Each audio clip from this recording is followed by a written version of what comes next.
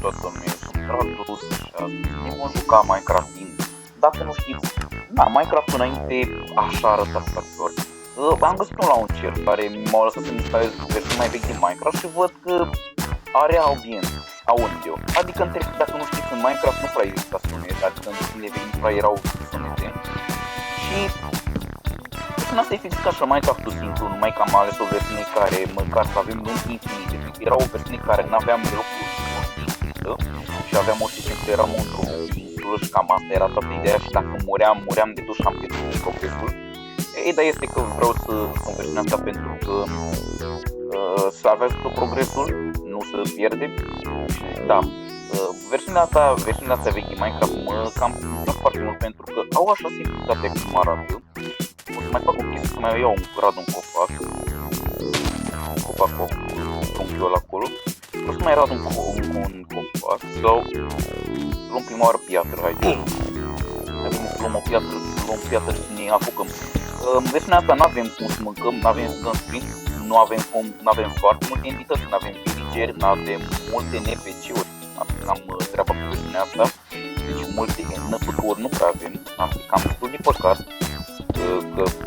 că Minecraft-ul ăsta, știți că chestia, după ce ai supraviețui prima noapte, după prima noapte nu mai poți să ajungi nimic, deci după prima noapte e cam gata jocul.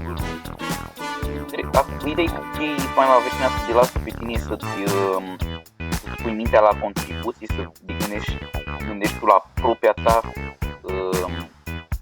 ending, adică să termini tu cumva jocul cu imaginația ta, adică într-un fel eu acum mi-aș pune să termin jocul să fac o bază mare sau să-mi fac o regat mare. E cam asta ideea versiunea asta, de asta sunt și cred că cel mai apreciat versiunile vechi, pentru că simplitatea lor cumva te lasă simplitatea lor le mai apreciat în comunitate ce am observat, vreau să mai luăm mai mult și nu sunt prea multe NPC-uri când o să vină noaptea vreodată, dacă o să vină vreodată noaptea o să vedeți că NPC-urile, adică mobii nu prea sunt destul de inteligenți, adică se mișcă destul de ciudat și da, multe chestii se par foarte bine în versiunea asta, pentru că restornul parcă se sparge foarte greu, nu știu dacă în versiunea asta este. Ce m-a mirat există pân, o să facem agricultură, deci asta chiar există în versiunea asta, ce mai există. Și da, oricii sunt singurii care îmi dau carne, pentru că în jocul ăsta în versiunea asta n-ai cum să generezi automat să mănânci și gata să generează, tu trebuie să mănânci, adică vedeți că am o viață mică, o bucată de inimă, iată-vă, s-a încălcat viața, cam atâtea. E un fel de sistem care ar trebui să ai grijă de damage, adică cumva te penalizează dacă îți iei boli damage, o să iei damage și simplu. Eu cărbunele astea pentru că vezi că noaptea în jocul ăsta, versiunea asta e foarte necoasă, da? Nu glumesc, chiar e o versiune foarte necoasă, nu prea vezi deloc bine și eu care mai văd decât ceva, dar voi care pe YouTube nu prea să vede așa de mult, asta e bine asta, pentru că carnea sau bine, nu se stachează carnea și uitați și voi cum se vede, bă, Minecraft-ul acum nu e mai așa din minele, dar știți că eu am avut noroc că mi-am luat un launcher care îmi iluminează cumva jocul, cumva am o luminare la joc și cumva văd unde o iau, pentru că launcherul ăsta face chestia asta. Că dacă nu aveam jocul în mod și era un episod în total care nu m-a auzit deloc și cumva era doar era nimic, pur și simplu băzeala din fundal la căștile mele și cam atâta era.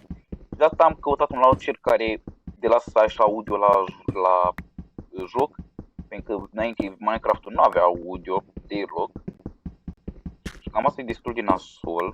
Nu știu cum sunt mobii prin versiunea asta, habar n-am, am văzut că eliții sunt destul de violenți, ce am observat. Și chiar în multe ori m-am speriat de unii mobi, pentru că apar dintr-o dată. AI-ul lor nu prea este inteligent, nu prea e făcut să te surprinde așa dintr-o dată mobii. Din bucate de fier nu știu ce n-am observat.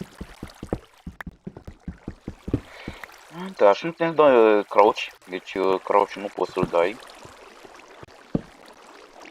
item mai mult fier. Cred că deja ne-am cam găsit destul de mult fier. E prima peșteră care văd că e întreagă. Până acum am dat mai peșteri din astea care nu îți dădea mare copală.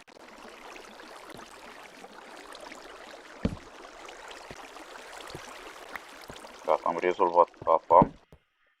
Și cam asta e peștera. Bun, sunt multe chestii diferite în versiunea asta. Vedeți voi că sunt niște texturi care în Minecraft acum în prezent nu le mai avem. Dacă vă place episodul de serie, văd că vă place episodul ăsta să mai continuăm, dar ideea este că eu mă joc acum să vedem ce putem găsi pe aici, dacă putem găsi diamante, dar că din asta are foarte multe, cum îi zici, foarte multe enduri. Mă așteptam să fie mai mare, dar atâta s-a putut. Mai continuu. Bă, ce ciudat să generate astea, bă. Adică trebuie să piuți în fiecare colțișor.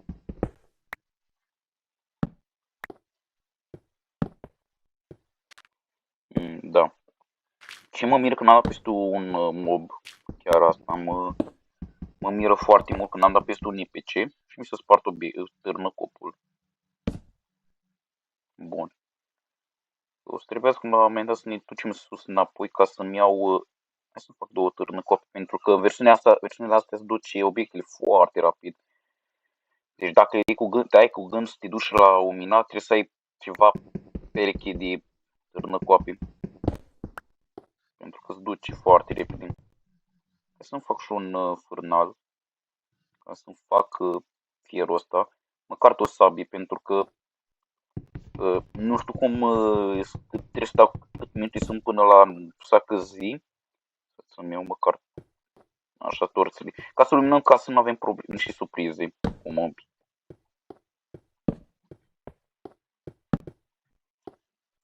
Da.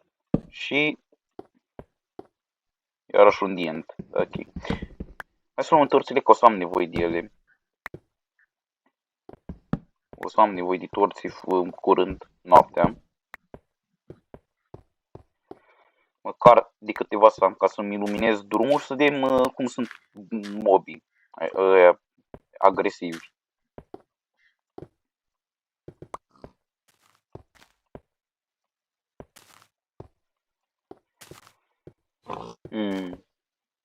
Deci au mobii, suntem destul de deloc jos.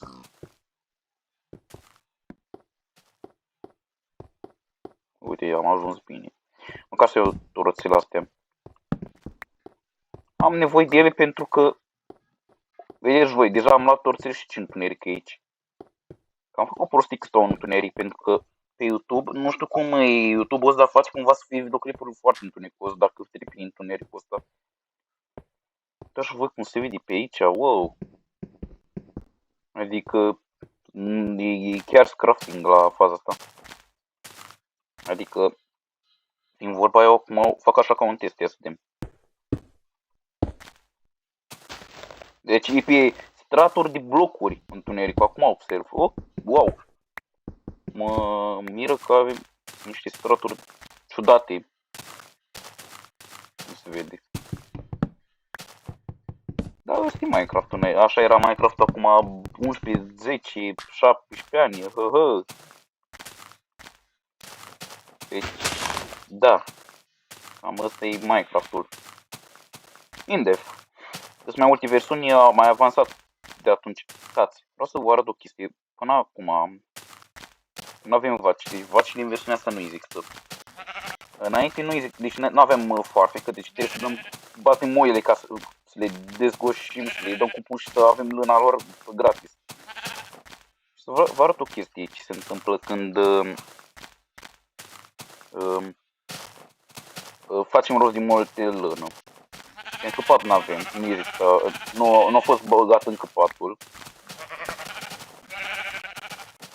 Bun, deja avem foarte multă lână. Iată să vă și pot să fac din lână.